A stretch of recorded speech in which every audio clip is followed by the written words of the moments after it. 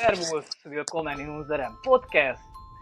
Ich heiße Motto Peter Tomasz und mein gewählter Name ist Lelaon. Und ich spreche heute mit Melanie Peschel. Und ja, genau. Und was ist noch wichtig? Das reicht, oder? Vielleicht worum es geht? worum es geht. Ja. So, ich habe hier mal schon vorbereitet ein paar Fragen, ein paar Themen für uns, weil wir mal beides so auf der spirituellen Ebene und auf der wissenschaftlichen Ebene bewege ich mich. Aber ich bewege mich auch sehr stark in der spirituellen Ebene mit dem kollektiven Bewusstsein und kosmisches Bewusstsein. Entschuldigung, meine Deutsch ist natürlich nicht perfekt, aber mindestens gibt's. Und es ist eigentlich bei uns beides mit einer Krankheit angefangen, mit einer körperlichen Krankheit, dass wir haben uns nicht zugehört. Was unser Körper sagt, worauf wir aufpassen sollten in unserem Leben, sondern weiterhin gedrückt, so lange bis es mal gegangen ist und dann waren wir krank. Es ist bei dir auch eben so geworden, oder Melanie? Ja, also ich weiß nicht, ob der Erwachungsprozess möglich ist, ohne dass man was Krasses durchmacht oder ohne dass man ohne dass man Probleme bekommt. Also ich nenne es jetzt mal Krankheiten, aber in meiner Welt gibt es keine Krankheiten, für mich sind es Symptome. Dann sagen wir mal, ohne dass man Symptome bekommt, ja. Also bei mir fing es mit 26 Jahren an, so richtig krass. 26 Jahre. Was passiert? Ja. Als ich 26 Jahre alt war, da habe ich damals in München gelebt mit meinem damaligen Freund. Da haben wir auch noch zusammen gepasst, weil wir haben ja ich war an dem Punkt, wo es eben noch resoniert hat. Da war ich noch stark im Ego und da war ich, also das Herzliche war schon immer da, aber ich war noch nicht so in der Spiritualität. Und ja, da kam ja auch, über die Zeit spricht ja eigentlich kaum noch jemand. Da kam ja auch die Corona-Zeit. Und ja, da habe ich dann auch eine Erfahrung gemacht, ein Erlebnis. Das möchte ich jetzt noch nicht teilen. Vielleicht später mal, weil ich weiß, dass dieses Thema auch wie sagt man, ein Tabuthema ist. Ganz ehrlich, das ist jetzt hier mein Podcast, das ist jetzt hier meine Welt, hier gibt es kein Tabu. Ja, aber ich bin noch nicht bereit, darüber zu reden, weißt du? Also, in welchem Jahr warst du 26 Jahre alt? Vor 4 Jahren. Jetzt bin ich 30. Genau, aber ich komme jetzt mal darauf zurück. Ja, auf jeden Fall sind viele Sachen passiert, als ich 26 war. Dann kam eben noch diese Corona-Zeit dazu und dann habe ich zum ersten Mal in meinem Leben körperliche Symptome bekommen. Ich habe aber da auch noch eine Erfahrung gemacht, da kamen viele Sachen zusammen. Ich habe mich in München auch nicht wohlgefühlt und zu dem Zeitpunkt, da kam einfach vieles zusammen. Und die Zeit konntest du nutzen, um jetzt hinzuschauen, was bei dir abgeht oder um dich zu betrinken und was weiß ich. Ich habe nämlich, in München gab es dann auch immer so Müllcontainer und drumherum standen ganz viele Alkoholflaschen. Deswegen sage ich das gerade, weil viele haben vielleicht die Zeit dann auch so genutzt und sich betrunken. Was weiß ich. Auf jeden Fall, ich habe die Zeit genutzt. Ich habe viel meditiert und ich wollte, das ist echt krass, aber ich wollte gar nicht mehr, also ich wollte nicht mehr auf der Erde sein zu dem Zeitpunkt, weil dir wurde ja alles verboten, du hast ja gar keine Freiheiten und nur wenn du dich impfst, dann bekommst du deine Freiheit. Für mich ist das aber keine Freiheit und ich bin auch nicht geimpft, aber ist ja auch egal. Und ja, und da habe ich dann angefangen, intensiv zu meditieren und mich mit mir selbst zu beschäftigen. Ja, und dann habe ich Baran Jeffrey kennengelernt, meine damaligen Mentoren, und dann ging so meine Reise los. Und ich hatte halt diese körperlichen Symptome, also ich hatte Schlafstörungen, ich hatte echt krasse Sachen. Das kam aber von der Psyche im Nachhinein. Genau, wusste ich damals halt nicht. Ich habe körperlich alles abgecheckt. Ich war bei den Ärzten, ich war im Krankenhaus, habe erstmal alles abgecheckt, aber da konnte mir auch keiner weiterhelfen. Genau. Und dann hatte ich noch Schleimbeutelentzündungen und alles Mögliche. Also mich hat's körperlich richtig hingehauen. Das war dann quasi so, ich musste hinschauen. Also ich wurde irgendwann richtig gezwungen hinzuschauen. Ja. Und ich bin aber noch geflüchtet. Also ich bin dann in Urlaub und dann habe ich das gemacht und irgendwann habe ich hingeschaut. Ja. Genau. Und dann bin ich zurück. Ja, und so kam ich, ne? Melanie, kannst du nachgucken wegen deiner Kamera zum Einschalten? Der ist besser, gell, mit Kamera. Ja, wäre mal schon. Ich weiß es nicht, wie werde ich das einstellen bei dem Ja, aber wieso Programm, bei dem Studio. Ja, aber ist es... Ja. Es ist besser, wenn man sich sieht. Dabei. Also, hört ihr mich richtig? Ich probiere es auf jeden Fall. Erzähl du mal weiter. Aha. Also, es ist bei mir so gewesen, dass ich habe noch bis 2020 ausgehalten mit Arbeiten und nach dem Geld laufen und versuchte ich dazwischen noch meine Band im Leben halten. Aber in dieser Corona-Zeit hat alles kaputt gegangen. Und zwar noch ich auch. Ich habe mich zum Beispiel impfen lassen. Nach der Impfung, ich war noch am gleichen Tag unterwegs zum Laufen ein bisschen. Ich habe mich gut durchschwitzen lassen und so weiter. Das dachte ich mir, dass wenn ich bekomme jetzt etwas Viren, dann besser, wenn ich das jetzt ausschwitze und so weiter. Hat am nächsten Tag habe ich nicht mehr aufgewacht. So, ich bin am Montag eingeschlafen und Dienstag am Abend oder irgendwann aufgestanden zum Pinkeln gehen und so weiter. Dann Mittwoch konnte ich nicht aufstehen. Wieder den ganzen Tag durchgeschlafen. Donnerstag bin ich wieder in die Schule gegangen. Aber schon so Richtung 9 oder 10 Uhr habe ich gesagt, dass ich gehe jetzt nach Hause. Das geht nicht. Ich kann gar nicht aufpassen, ich kann gar nichts sagen, also es hat keinen Sinn, dass ich jetzt hier sitze. Dann bin ich wieder eingeschlafen und Freitag bin ich wieder ganz lange geschlafen und so ist es am ganzen Woche gegangen. Danach, am nächsten Woche, war ich damit so, dass, okay, jetzt bin ich wieder gesund, konnte aufstehen in der Früh, gut. Dann fangen wir an, unsere alte Routine. Ich habe jeden Tag zum Laufen gegangen und ich konnte einfach nicht mehr. Ich bekommte keine Luft. Ich hatte sofort Kopfschmerzen. Ich hatte keine Kraft. Und deswegen habe ich einfach spazieren gegangen immer. Und es dauerte mir mehrere Monate lang, bis ich mal wieder laufen konnte.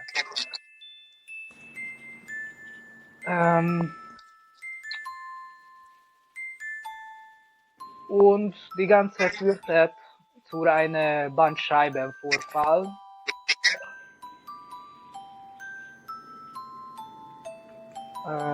Passt nicht die Zeitlinie. Die Bandscheibenvorfall habe ich noch bevor dem Impfung bekommen. Genau. Das war in 2020 und ich habe mich nur in 2021 hinterlassen.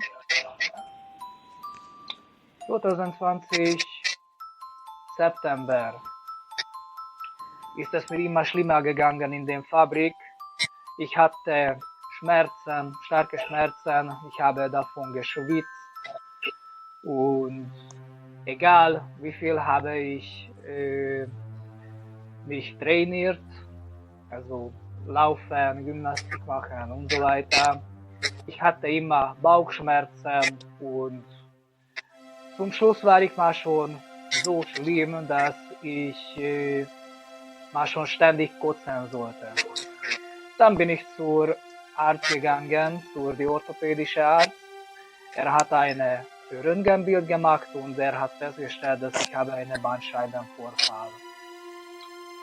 Dann hat er mit mir ganz ernst runtergesetzt zum Reden, dass besser, wenn ich meinem Leben überlege, weil so kann ich das nicht weitermachen. So die Fabrikarbeit oder physische Arbeit kann ich komplett vergessen und ständig sitzende Arbeit und so weiter, anstrengende Arbeit kommt wahrscheinlich auch nicht in die Sprache. Also überlege ich, was ich mit meinem Leben anfangen will, weil wenn es nochmal vorkommt, dann komme ich wahrscheinlich in den Rollstuhl. Also dann habe ich angefangen zu nachgucken, dass okay, lernen wir weiter. Gehen wir zum Beispiel zur Universität oder sowas und ich habe dann angefangen, mich wieder nachholen. Habe ich erstes Mal Passau-Universität angeschaut, dass welche Möglichkeiten gibt. Die einzige logische Möglichkeit war die Informatik studieren, weil ich habe eine Fachinformatiker-Ausbildung. Damit könnte ich sofort anfangen auf die Universität. Was mal mindestens die Möglichkeit gegeben würde, ja, dass ich auf die Universität komme.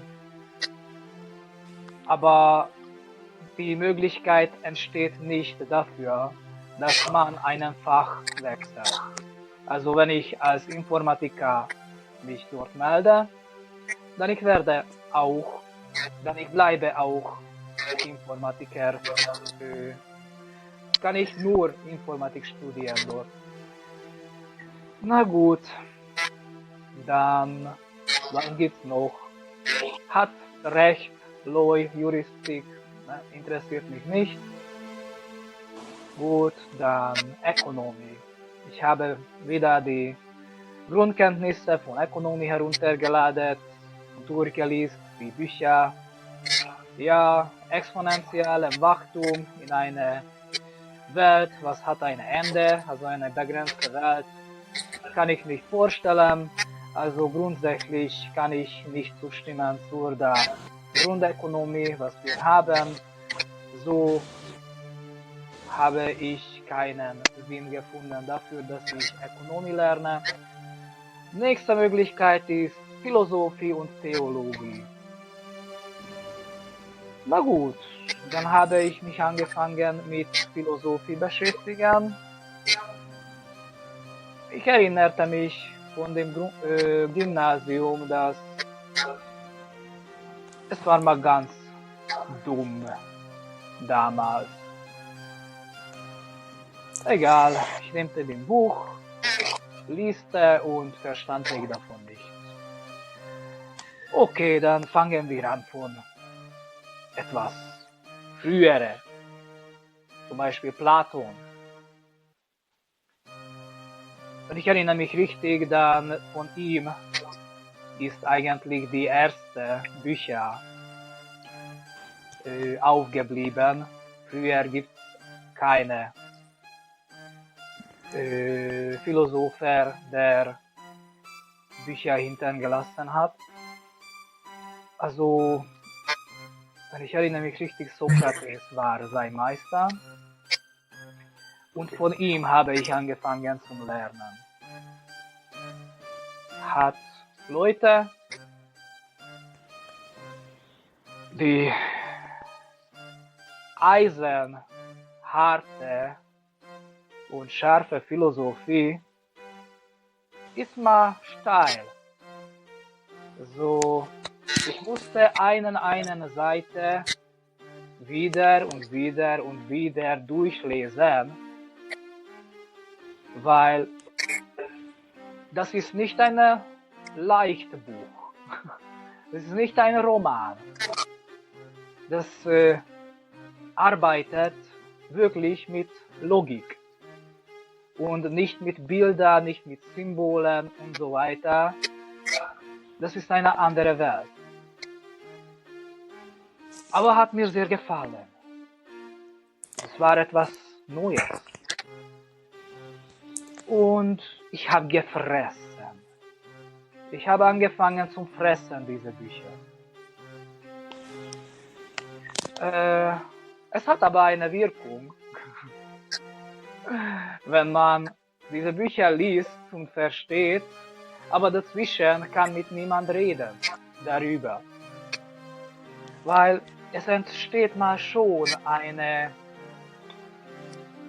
Wille, eine Möchte, dass ich darüber rede, dass ich mal das ausprobiere, was ich gelernt habe. Und dort habe ich gemerkt, dass ich kann aber so mit niemandem reden. Niemand versteht, worüber ich spreche, niemand versteht, warum ich spreche, etc. War sehr große Überraschung. Ich habe zum Schluss natürlich herausgefunden, dass hier in Deutschland kann ich mit meiner ungarischen Abitur gar nicht auf der Universität melden. Also die Universität ist auf dem Seitenbahn gelaufen. Und ich habe dann eine Deutschsprachkurs angefangen zur B2 in Freyum. Das war schon in 2021.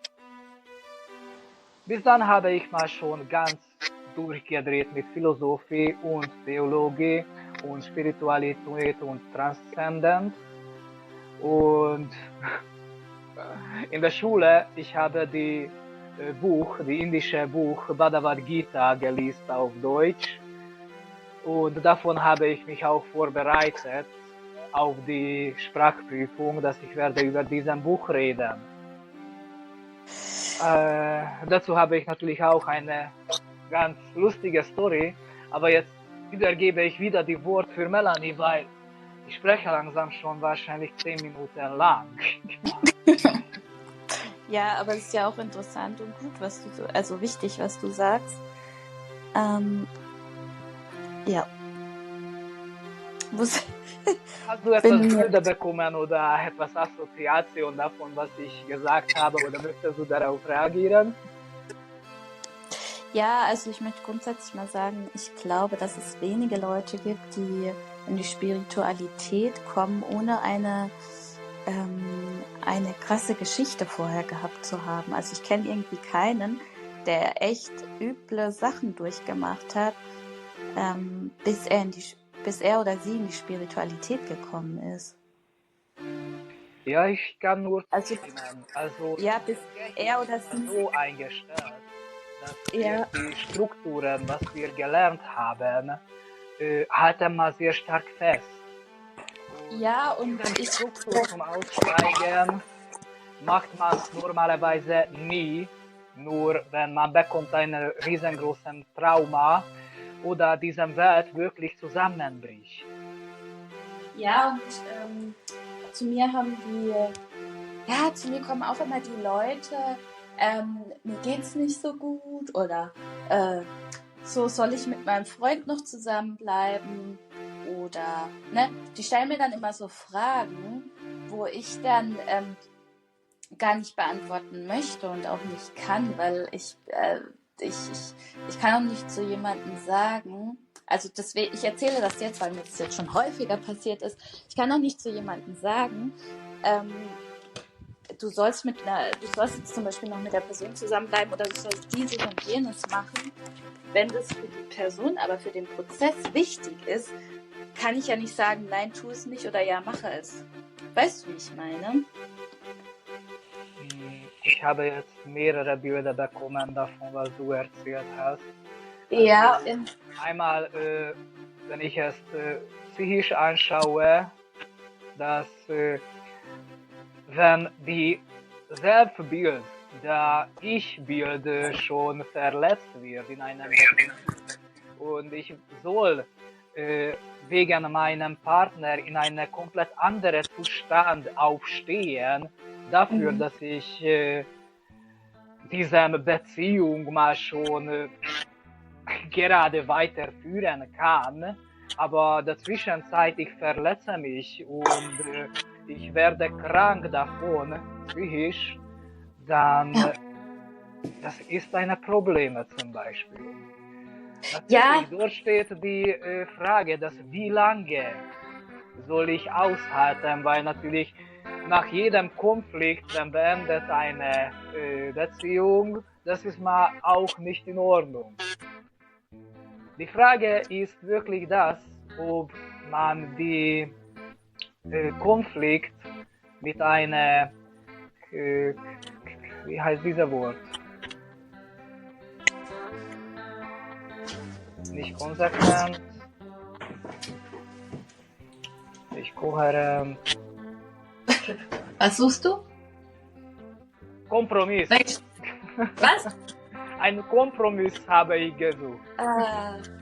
Oh Gott, da war ich ja voll. Ob wir diesen Konflikt mit einem richtigen Kompromiss beheben können noch oder nicht. Denn wir können einen Konflikt nicht mehr mit einem solchen Kompromiss beheben, was für beide Seiten nicht verletzend ist, dann dort gibt es keinen Sinn mehr, die Beziehung zum Weiterleiten. Ja, aber ja, das stimmt alles, was du sagst, also kann ich auch mitgehen. Worauf ich eigentlich hinaus wollte jetzt, warum ich das angesprochen habe, ist, dass die Leute oft von einem hören wollen, was jetzt das Richtige ist. Also gerade wenn man so in der Energiearbeit unterwegs ist und wenn man, ich nenne es mal, solche Gaben bekommen hat, du weißt schon, was ich meine, ne? Gaben im Sinne von, dass eben deine Sinne geöffnet sind und du dann eben mehr sehen und wahrnehmen kannst als jetzt vielleicht andere dadurch, weil es bei denen halt noch nicht geöffnet ist oder sie das auch nicht möchten. Das ist ja auch egal, es ist für jeden so, wie er es eben möchte. Und genau, und dann finde ich halt, dass die Leute oft die Verantwortung dann auch einfach abgeben. Ich hatte auch mal eine Phase, weil ich habe ja auch immer Mediums, nenne ich es jetzt mal, an meiner Seite. Und ich habe dann immer ich wollte dann immer wissen, so, ja, was sagt denn meine Seele und die Göttin dazu zum Beispiel? Weil einer davon arbeitet eben mit, er nennt es so für sich mit der Seele und Göttin. Und dann machst du dich ja auch irgendwie abhängig. Weißt du, was ich meine? Dann gibst du dem die Verantwortung so ab. Obwohl du gestern in dem Podcast geredet, worüber du nachgefragt hast, dass es gibt 3 Punkte von dem. Ja, warte ganz kurz. Behalt's mal ganz kurz, weil ich war noch nicht fertig, sonst verliere ich es wieder, worauf ich hinaus will. Ich mache den Satz gerade noch zu Ende. Ja, auf jeden Fall finde ich es halt einfach wichtig, dass man dass die Leute trotzdem in der Eigenverantwortung bleiben. Mir ist es ja auch schon passiert, dass ich sie dadurch abgegeben habe an diese Person, an den Heiler, ne? Aber und gleichzeitig finde ich ja so, dass man einfach auch im Inneren immer nachschauen sollte. Also ich habe oft das Gefühl, dass die Leute die Antwort schon wissen, aber sie oft eine Bestätigung von außen nochmal brauchen, vielleicht manchmal, um das dann wirklich umzusetzen oder durchzuziehen oder auch nicht zu tun, je nachdem. Und gleichzeitig finde ich halt, ist immer wichtig, dass man in seinem Inneren schaut. Also so, was ist bei einem innen los? Und je nachdem kann es dann sein, dass der Partner dann nicht mehr passt, also dass ihr nicht mehr miteinander resoniert, weil ihr aufgrund von inneren Themen resoniert habt, die aber der eine Partner dann vielleicht schon aufgelöst hat und dann entwickelt er sich weiter. Oder aufgrund von Programmierungen hat man eben zusammengepasst, was ja dann auch wieder Themen sind, die man übernommen hat von der Familie, von vorherigen Inkarnationen, wie auch immer. Und genau, wenn man das dann auflöst, dann passt man halt vielleicht auf einmal nicht mehr zusammen. Ja, ich stimme zu. Ich fühle es auch so, dass wir haben unseren Weg auf diesem Erde, auf diesem Leben und Ebene, für uns ausgewählt haben. So habe ich mindestens gehört.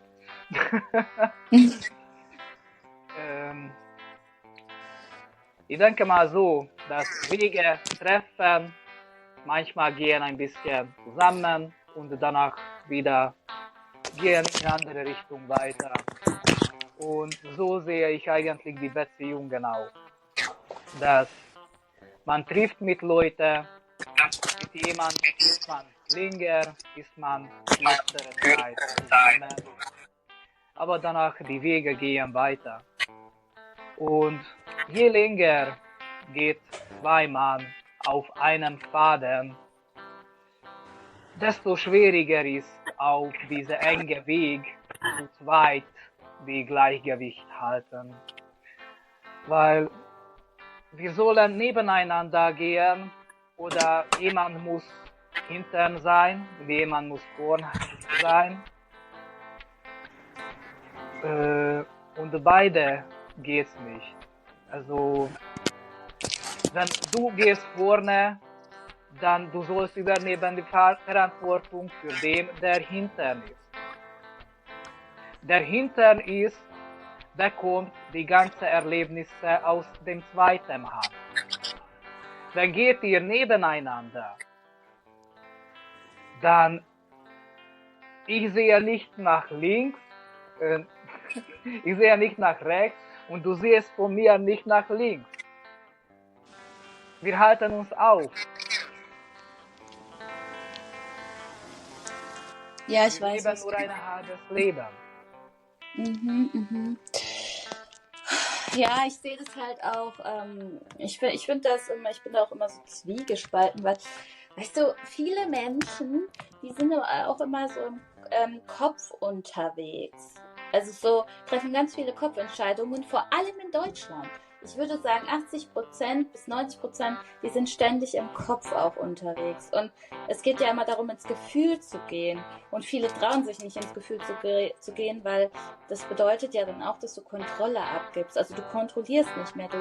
Du gehst ins Gefühl rein und du machst das, was du fühlst eben, was gerade für dich passt. Und das ist meistens das Gegenteil von dem, was du gedacht hast. Was zu dir gehört. Winnie Pooh? Winnie Pooh, ja, kenne ich. Es war bei uns in dem Gymnasium ein Pfarrer, besser sagen, er war noch nicht Pfarrer, er lernte auf der Universität und er hat für uns erzählt, diese Analogie, diese verschiedenen Archetypen, die in dem Winnie Pooh man finden kann. Wie zum Beispiel der Winnie Pooh. Er ist einfach der Typ, der irgendwo ist in einem Punkt und will zu einem anderen Punkt erreichen. In der Zwischenzeit passiert es nicht, weil er ist unterwegs zu dem anderen Punkt.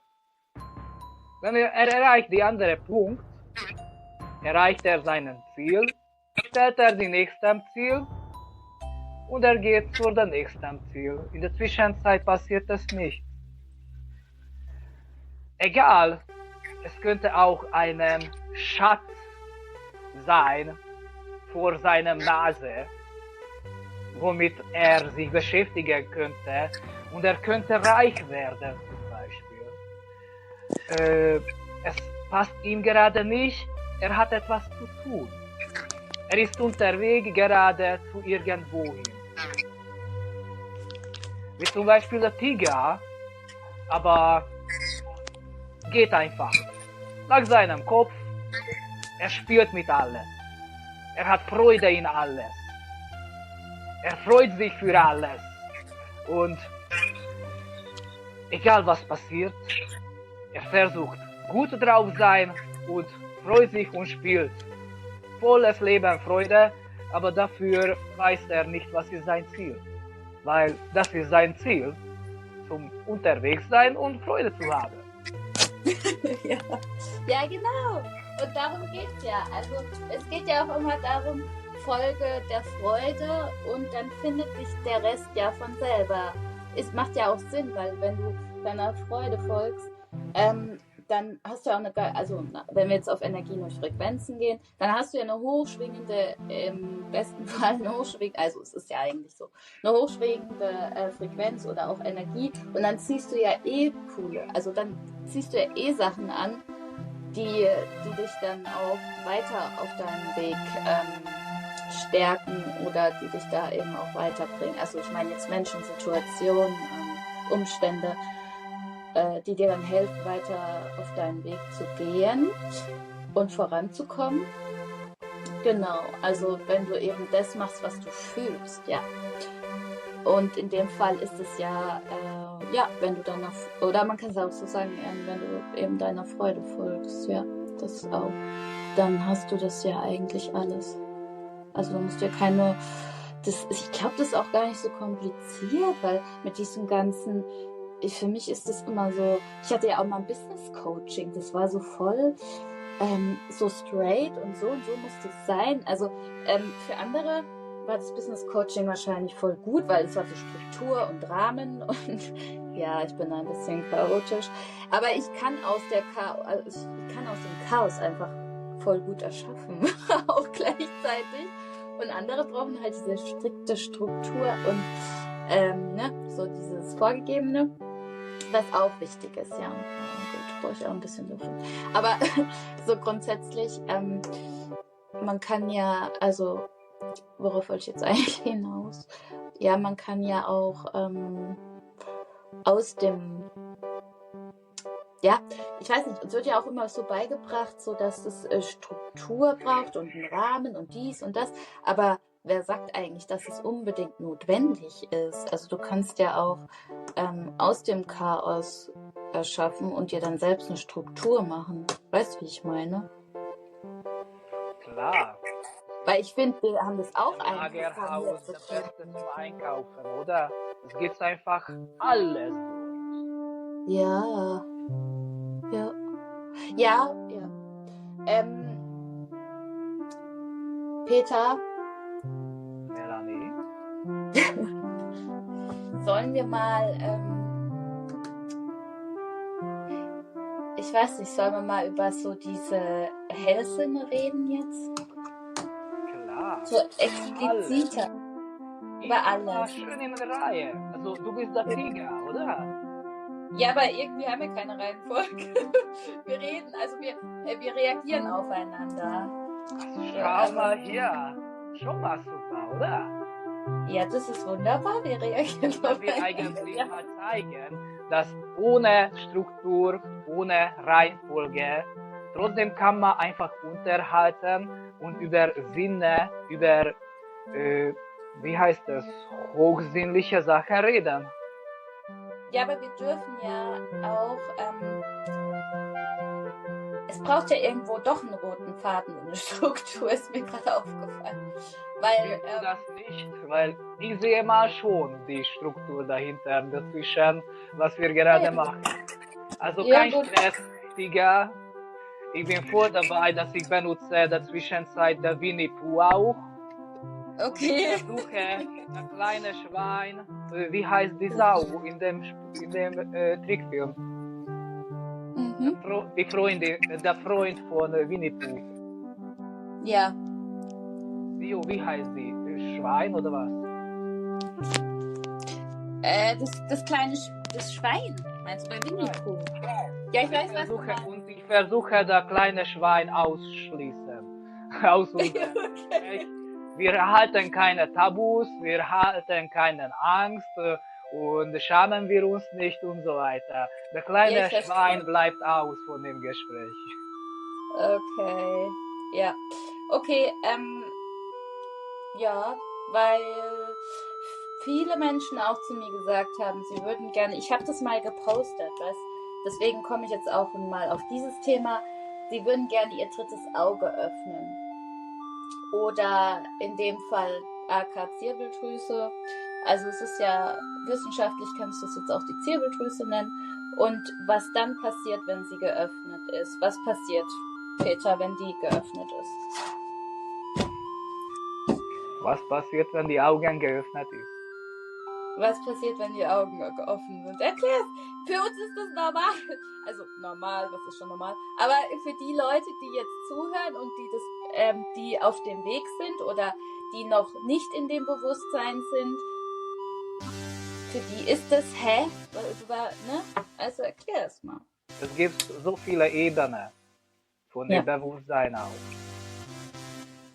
Also, das sagt zum Beispiel die christliche Theologie so, dass die 7 Ausstrahlungen des Gottes, die griechische Antikkunst sagt, dass die 7 Künste, die 7 Künste, die der freie Mensch davon mindestens einüben soll, dafür, dass er eigentlich sich für einen Mensch nennen darf. Die ganze geht so los, dass du überprüfst mal, wie du redest. Weil das bist du, wie du redest.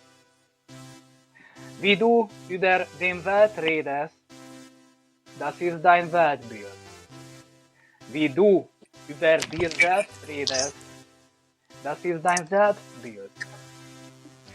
Wie du über die Werten redest, was dir wichtig ist, was dir nicht wichtig sind, etc. Das ist deine Werte. Solcher Mensch bist du. Wie du dich verhältst zur dem Welt, das ist deine wahre Verhalten. Es ist nicht unbedingt in dem Gleichgewicht damit, wie du redest über dir.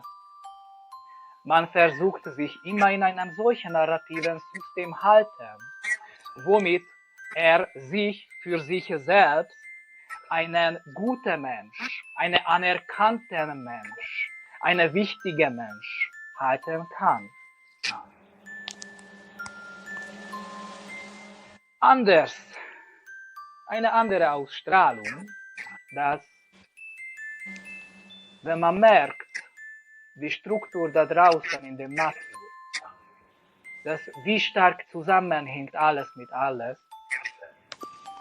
und dadurch macht man einen Erwachungsprozess und sagt, dass, oha, aber mit diesem Leben, was ich gehabt habe, was ich gerade habe, in dieser Struktur passe ich aber überhaupt nicht rein. Das ist komplett anders als meinem Leben, als meine Glauben, als meine Werten. Das ist zum Beispiel ein Erweckungsprozess. Die andere Erweckungsprozess, die Träume, die Fantasie, die Symbolsystem, die archaische Symbolsystem, was in uns entsteht. Was ist los jetzt? Es zeigt jetzt Reconnecting, aber ich weiß es nicht warum. Hörst du mich noch? Ja. Okay, dann wir sind noch in dem Äther. Also, wenn man meditiert, das wird jetzt aber schon komplizierter. Weil die geistige Welt, die spirituelle Welt ist unfassbar. Maximal kann man davon zeichnen. Aber die Zeichnen wird auch nicht zurückgeben, was man ihnen bekommen hat. Eins. Bei Meditation empfehlen sie das Ausleeren deinem Kopf. Versuch auf nichts denken. Keinen Wörter. Auslehre deinem Gehirn endlich von den Wörtern. Zu den Wörtern gehören Werten, Assoziationen, Vorurteilungen, Beurteilungen. Ein Wort und du gehst zum Reisen. Das nenne ich für Logosvergiftung. Weil man hat schon so viele Bilder und Bedeutungen und alles bekommen auf einen Wort, dass bis man ein Wort wieder sauber macht. Sauber machen, ein Wort.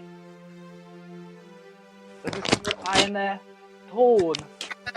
Das ist nur ein Rhythmus. Es hat normalerweise keine Bedeutung. Deswegen empfiehlt die Meditation, deswegen ist es empfiehlt bei der Meditation, die alle Wörter weglassen. Erstes Mal, befreie dich von den Wörtern. Danach bekommst du aber Bilder. Dein Gehirn arbeitet mit Bildern, mit Vorstellungen, mit Visionen. Und wenn du hast aufgehört zum Denken, unter der Meditation kommen die Bilder. No, dann besser, wenn du dich festhältst. Weil das ist die riesengroße Reise in deinem tieferes Bewusstsein. Mit den ganzen Erinnerungen, mit den ganzen Erlebnissen und Traumas und vorherige Leben und Träume und Fantasie und Sinne und Sünde und alles sind dabei. Und du musst dich festhalten, dass nirgendwelche dich mitnimmt. Das nennt man zum Beispiel, wer hat das gesagt? Ich kann es dir jetzt nicht sagen, wer hat das gesagt, aber er sagte, kommt das Bild, du sollst das benennen. Wenn du meditierst und kommt ein Bild, was du nicht benennen kannst, du wirst identisch mit diesem Bild. Solange, bis du das nicht lernst, aus dem wahren Welt, was bedeutet dieses Bild. Und solange, bis du diesem Bild lebst, du bist eine Außerirdische. Du hast verloren deine eigenen Wille, du hast verloren die Entscheidungsmöglichkeit dazu, was du machst, weil du beschäftigst dich mit diesem Bild. Du bist in Trance genau so lang, bis du nicht erkennst, nicht aufarbeitest durch die Wahrheit, was dieses Bild bedeutet. Deswegen gefährlich zum Beispiel die Meditation, die richtige tiefe Meditation, weil man entwickelt sich dazwischen, man entbindet dazwischen. Und wenn du kannst diese alle Bilder bearbeiten, dann bist du frei. Dann kommst du auf dem Lehre, wie die Buddhisten das nennen. Dann kommst du auf den leeren Zustand, wo hast du entdeckt, dass deine ganze Existenz, deine ganzen Wünsche waren nur Illusionen. In der Wahrheit, du existierst gar nicht. In der Wahrheit, sowas das Ego, sowas das Ich, sowas das Ich will, sowas, das ich wünsche, ich brauche, ich soll, ich muss, existieren nicht.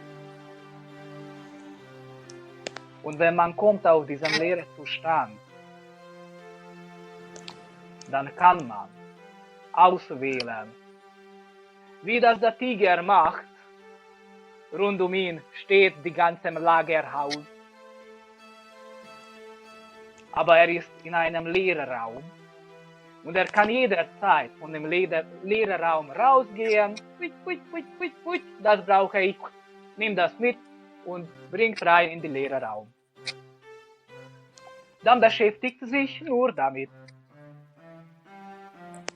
Und dann daran denkt, das könnte man kombinieren mit etwas. Dann kommt die Alchemist. Wie kann ich erschaffen? Wie kann ich neue Denkmethoden, neue Ideen, neue Sachen erschaffen und in die Realität reinbringen? Das ist schon der Prozess von der Erschaffung.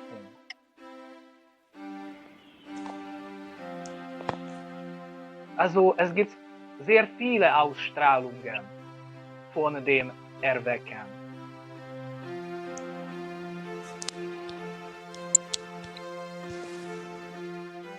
Was hältst du davon, Melanie? Ja, also ich kann da auch voll mitgehen, auf jeden Fall, ja. Und es ist, also ich finde auch bei jedem ist der Prozess individuell. Genau. Also bei jedem ist dieser Prozess auch anders. Und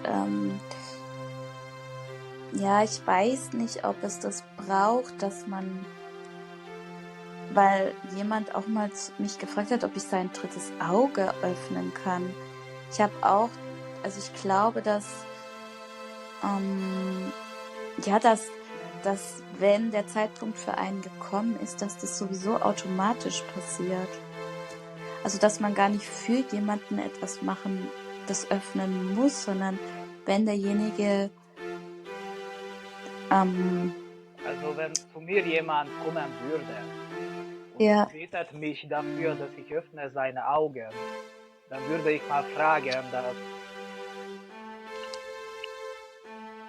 hast du Angst von dem Angst? Was? Hast du keine Angst davon, deine Sicherheit zu verloren? Ja, also ich hatte das auch mit einem. Er hat zu mir so gesagt, oh ja, Melanie, öffne mir mal das dritte Auge. Aber ich habe dann auch ihm erklärt, dass das ein Prozess ist und dass es und dafür sensibilisiert, dass seine Wahrnehmung sich auch verändert, also dass da wirklich auch was Krasses dann passiert, du dich mit dir selbst, also du gehst ja mit dir in die Tiefe dann auch, du fängst an, dich zurückerinnern, das sind schon krasse Prozesse teilweise und ich habe manchmal das wenn jemand schon das sagt, dass hilf mir meine dritte Augen öffnen oder öffne meine dritte Augen, dann würde ich mal sagen, dass das ist gerade geöffnet. Aber pass auf, weil du hast es noch nie benutzt. Naja.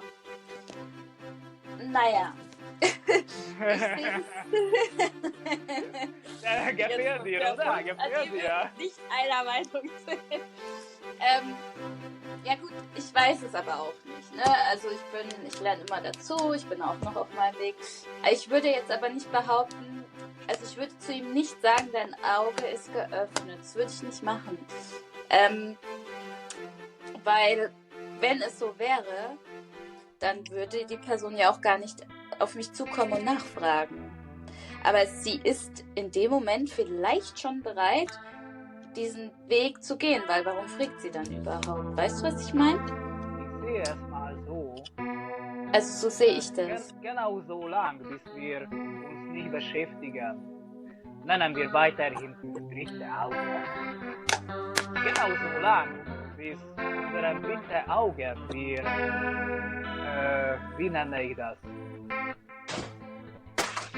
Okay. stochen jedes Mal, wenn es etwas sagt. Solange traumatisieren wir auch diese Körperteil. Und ganz ehrlich, wenn ich jedes Mal, wenn meine linke Hand endlich richtig schreibt, weil ich bin Rechtshändler, wenn endlich mal richtig schreibt, dann ich werfe rein, dann werde ich wahrscheinlich nie schön schreiben lernen mit meinem linken Hand, weil jedes Mal, wenn er anfangen würde zum Schreiben, er zittert schon und wenn er kommt zu dem Papier, ich werfe etwas rein, ich schläge rein, weil ich will das nicht, dass er schreibt. Und wenn ich lebe in meinem Leben 20, 30, 40, 50 Jahre lang so, dass wenn es hat endlich meinem dritten Augen angefangen zu lesen und ich habe sofort reingestochen, dann unwahrscheinlich, dass es ist leicht, reden mit diesem Körper, das alles gut, jetzt möchte ich dich benutzen, jetzt kannst du mal schon schauen. No, habe keine Angst, öffne dich auf. Ja, es ist dann ein langer Prozess, weil dann versucht es sich zum Öffnen, aber es ist voll Schleim und entzündet und schmerzet und zwar noch die hell. Oh, es ist so hell, wenn ich das öffne. Oh, das war so lustig. Ja, ich muss kurz dazu was sagen, weil es war so lustig, weißt du, als bei mir der Prozess so war. Und ich laufe mit einem Freund von mir, der jetzt leider nicht mehr in meinem Leben ist, aber wie du sagst, manche Menschen kommen in unser Leben und helfen uns auf dem Weg und gehen dann auch wieder. Naja, egal, auf jeden Fall, als ich mal, ich kann mich noch voll dran erinnern, als es bei mir losging und ich gucke so nach oben, weißt du, und da ist einfach, da war so, der Himmel war so da und da war noch der Mond und ich guck hoch und ich guck so voll, so erstaunt hoch und sag so, boah, siehst du das? Und er so, ja, da ist ein Mond und ein Himmel. Und ich dann so, okay, also ich dann, nee, alles gut, genau, da ist Mond und Himmel. Also es ist schon sehr lustig, wenn du dann,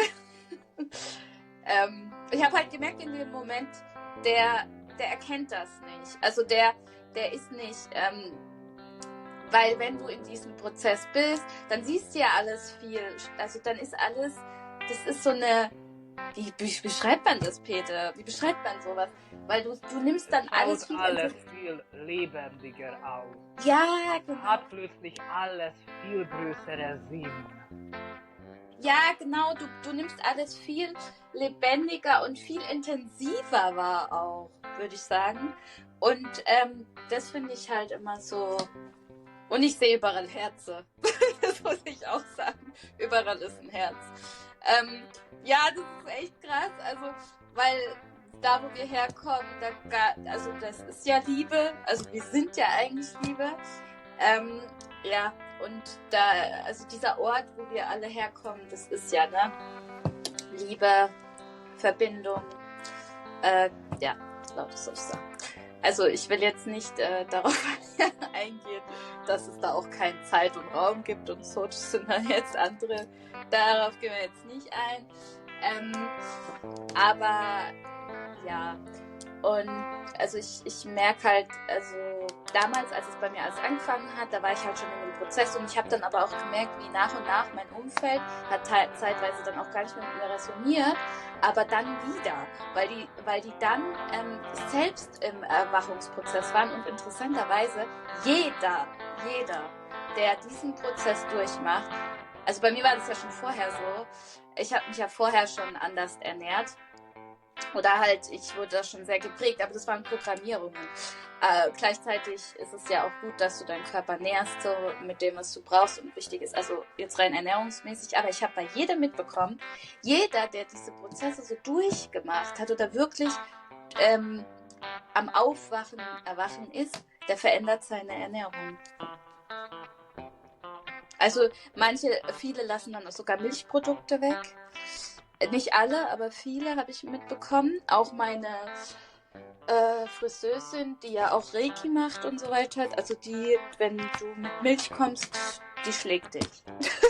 So, das würde nicht funktionieren. Also die arbeitet mit Energiearbeit und die hat eine ganz starke Abneigung wegen Milch. Und auch ich als Kind, ich habe nie Milch mit Müsli mit Milch oder also mit normaler Milch habe ich nie gemocht, weil bei Milch hatte ich immer irgendwie habe ich da Probleme bekommen. Also beim normaler Milch, das hat mir nicht gut getan in meinem System.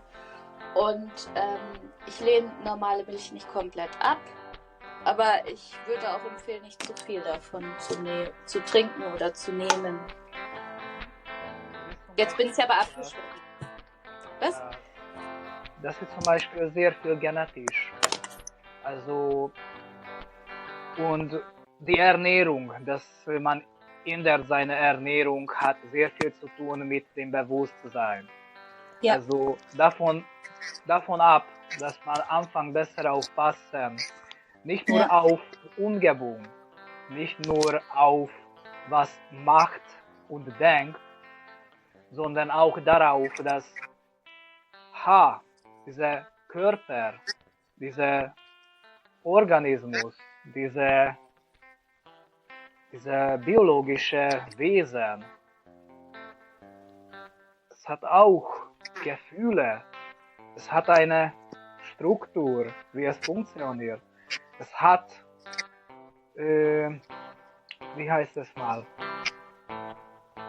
Es braucht einfach verschiedene Materie und verschiedene Materie braucht er nicht.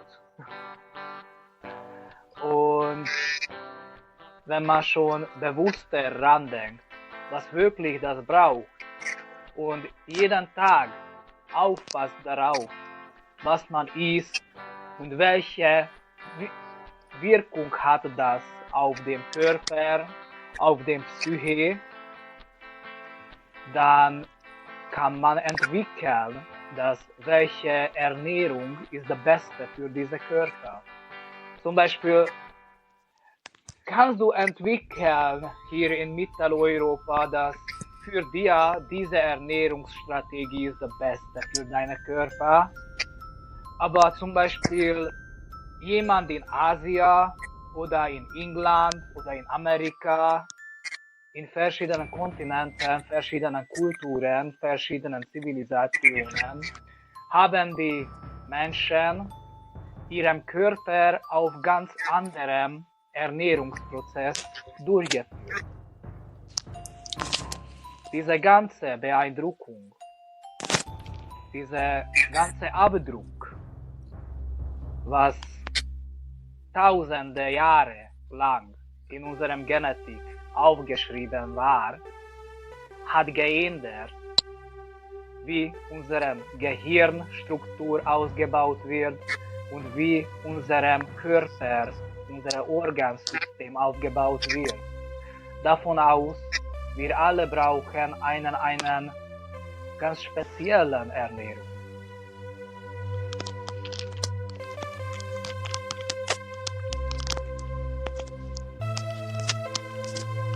Mauschen?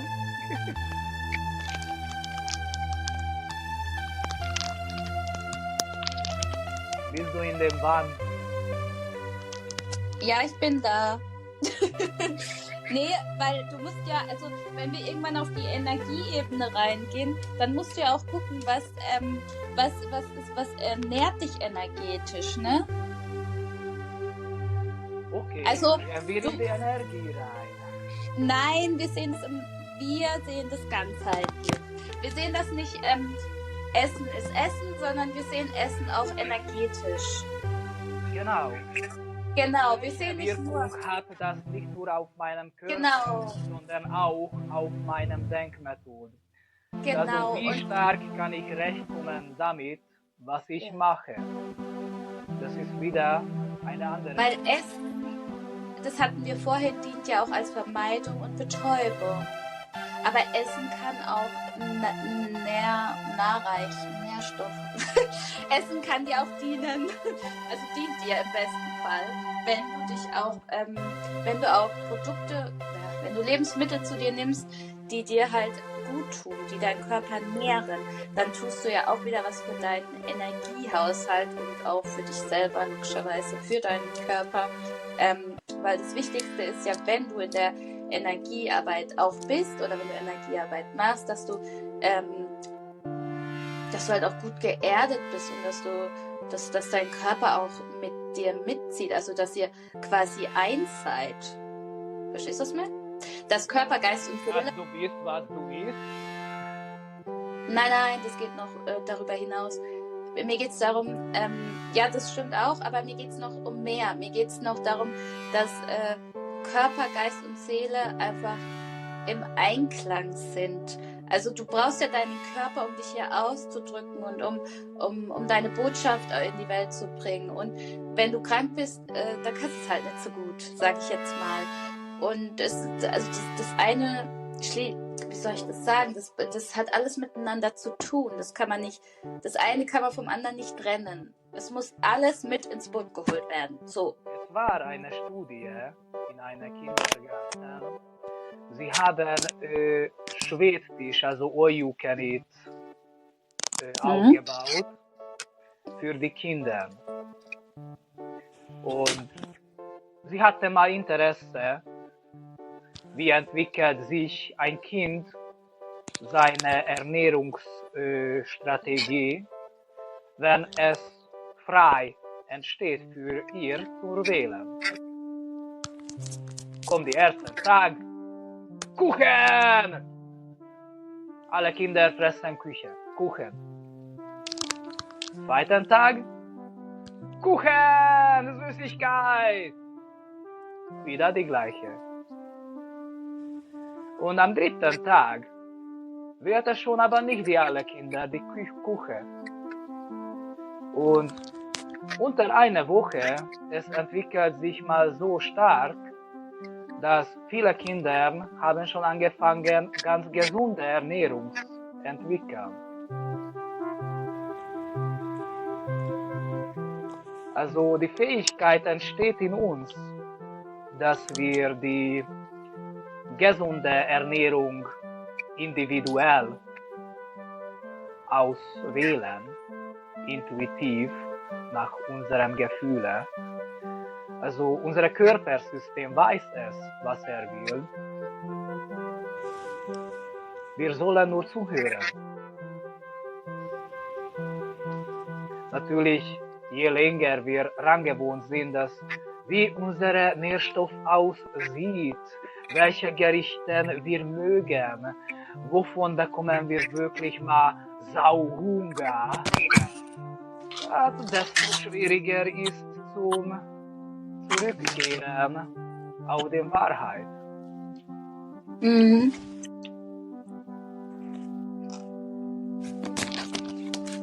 Ja, ich hatte letzten Kaugummi.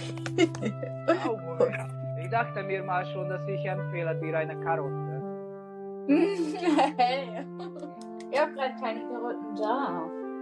Fällt mir gerade auf. Oh mein. Ich liebe Karotten. Ja, ich weiß, Ich liebe mein aber- Mädchen, ich weiß. Ja. Ich liebe aber auch Beeren. Alles mit Beeren ist geil. Oh ja, ich hab letztens von Erdbeere geträumt, stimmt. Mir hat jemand Und dann kaufst du dir eine Erdbeercroissant. Und dann habe ich mir ein Erdbeereis gekauft. Voll fehlgeschlagen, aber egal. Es ging in die Richtung. Nee. Was wollte ich sagen? Ja, ein bisschen Zucker kann man schon essen. Also, du kannst auch, das muss ja jeder Mensch für sich selber entscheiden. Ich habe damals zum Beispiel, als der Erwachungsprozess losging, habe ich gegoogelt, weil ich habe ja dann angefangen, Farben zu sehen und so weiter. Und dann habe ich gegoogelt, auf was ich jetzt achten muss, was ich nicht mehr tun darf vielleicht, damit das alles bestehen bleibt, weil ich wollte, das, was sich jetzt ausgelöst hat, ich wollte nicht, dass es weggeht. Ne? Und dann habe ich gegoogelt und dann stand da, ich darf alles machen. ich kann ganz normal weiterleben. Aber das war Genau. so lustig. Weil ich habe echt danach gegoogelt, so, oh Gott, hoffentlich gehen diese ganzen Gaben und Fähigkeiten nicht mehr weg. Weil einer hat mal zu mir gesagt, er sagte zu mir, Melanie, es kann sein, dass deine Fähigkeiten oder diese Gaben, dass sie dir auch wieder genommen werden. Und ich habe halt so gedacht, scheiße, nee, also glaube ich nicht dran. Und es ist auch nicht so. Also, Das ist eigentlich auch eben so mit die Aura. Ja. Wenn man du die einmal... Auras von den anderen Leuten, Ja. das Ja, ist ja. auch einfach so, dass man muss das üben und danach es ist einfach dabei. Ja, das ist wirklich...